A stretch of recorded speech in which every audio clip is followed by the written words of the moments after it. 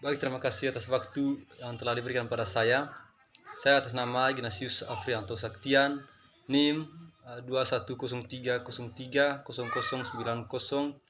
kelas C, semester 1, Prodi Sosiologi. Saya akan mereview sebuah buku tentang politik hukum studi perbandingan penjara dan budaya politik. Yang pertama tentang penjara. Penjara ada di mana-mana, namun itu tidak sama di semua tempat. Untuk semua universitas yang tampak, penjara terus menunjukkan perbedaan yang mencolok, terkadang mengejutkan dalam cara kerjanya dari satu dengan ke negara berikutnya. Apa yang diperbolehkan sebagai hal yang wajar dalam satu sistem penjara, seperti kunjungan suami istri, interior modern, pengundangan literatur atau pemisahan yang diperluas, masing-masing dilihat di tempat lain sebagai penggunaan penjara yang aneh, sama sekali tidak dapat dijelaskan, bahkan ofensif. Perbedaan dalam praktik dan budaya penjara ini tidak hanya bersifat regional. Sebuah sistem penjara dapat berkembang dan berubah dari waktu ke waktu. Pengaturan penjaraan saat ini di satu tempat mungkin memiliki sedikit kemiripan dengan bagaimana mereka diatur beberapa dekade sebelumnya. Baik A. Penologi komparatif. Studi banding menambah kedalaman baru pada pembagian kita memahami hukuman. Cahaya kontras dari refleksi komparatif menegur kecenderungan untuk menerima begitu saja, mengungkapkan batas-batas moral yang menghalangi keanehan pandangan dan karakteristik hukuman dan politik pidana yang mungkin sebelumnya tidak diperhatikan. Melakukan pertanyaan penelitian kami secara lintas negara dapat membantu lebih jauh menyempurnakan bagaimana kami berkategori tentang hubungan antara hukuman, budaya, politik, dan struktur sosial. Namun kita perlu membahas apa yang kita bandingkan dan mengapa jika kita ingin memajukan studi banding ke arah baru yang memungkinkannya memenuhi potensi empiris dan teoritisnya.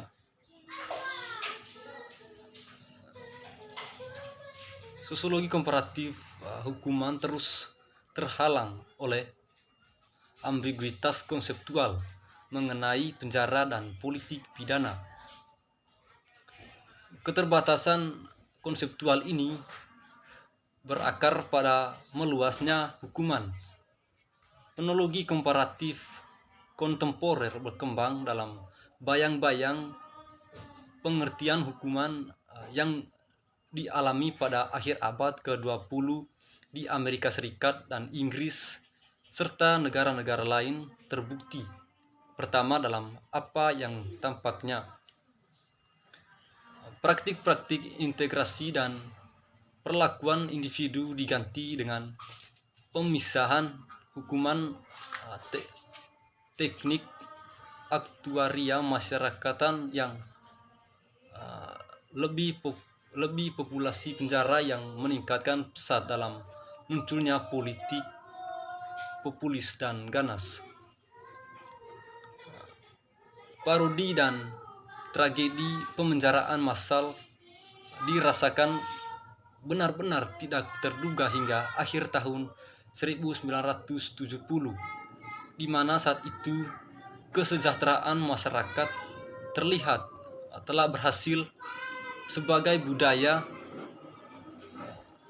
budaya pemasyarakatan yang menetap dan terima secara luas. Kecepatan transformasi ini dan kehebatan yang dengannya pendekatan kesejahteraan pemasyarakatan tampaknya secara aktif dibongkar, menarik perhatian akademis yang cukup besar. Kebangkitan dan penyebaran pemahaman massal berikutnya menempati tempat sentral dalam sosiologi hukum kontemporer. Dalam suasana ini, para peneliti perbandingan hukuman menemukan energi dan tujuan. Mereka telah dipaksa oleh pentingnya memahami pola pengalaman bersama di Amerika Serikat dan Inggris, dan studi tentang tempat-tempat luar biasa yang menghindari hukuman. Dengan demikian, ada urgensi untuk beasiswa komparatif. Analisis lintas nasional memberi para sarjana sarana untuk secara lebih umum berteori apa yang memicu, mendukung, serta menolak tren hukuman yang parah ini selama dekade-dekade penting ini di akhir abad ke-20. Untuk menetapkan perbedaan dalam kekerasan hukuman, penelitian cenderung mendukung keluasan. Seringkali melihat kelompok negara mereka terutama mengandalkan tingkat penjara agregat dan narasi besar yang menjelaskan warisan nasional. Dan ekonomi politik ini telah menjadi sarana perbandingan yang sangat subur. Ini telah memungkinkan para peneliti sebuah platform untuk menerangi pola perbedaan lintas negara yang signifikan dalam seberapa banyak negara tertentu bergantung pada pemahaman untuk menjaga ketertiban sosial. Dan kerangka analisis menyoroti hubungan penting antara beratnya hukuman dan budaya yang tertanam di suatu negara atau kecenderungan politik yang menyeluruh.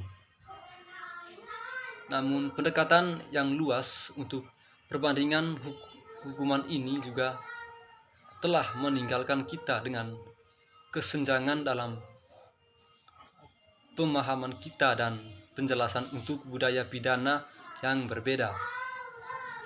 Dalam literatur komparatif kita melihat sangat sedikit contoh yang menyoroti baik kontingensi sosial yang tepat dan pilihan pemerintah yang menghasilkan kontras dalam praktek pidana.